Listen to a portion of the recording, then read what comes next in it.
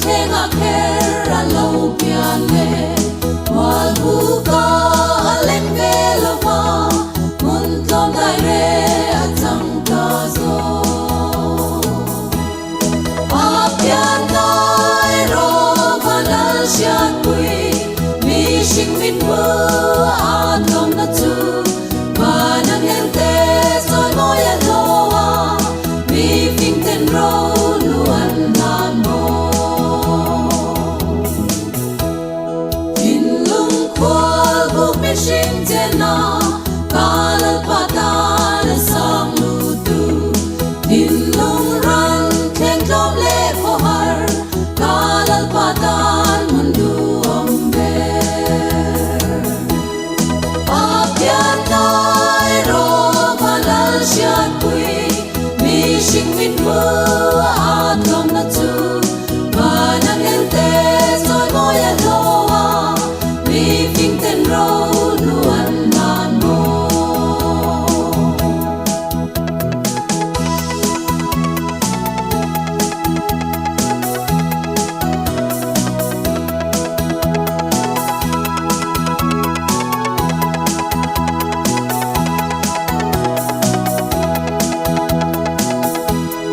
a pian dai ro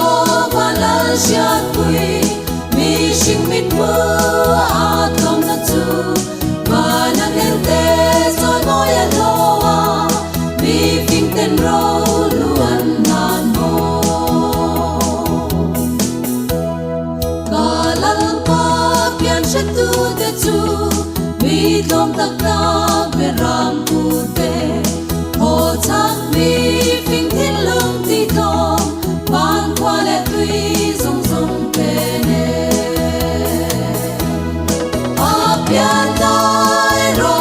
vanal sian pui mi sing min mu a tom na tu vanang en te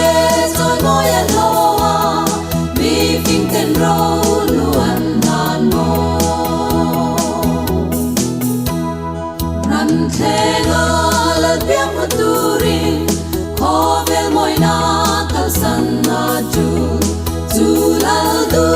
om lo biang bo chuan van ro pui na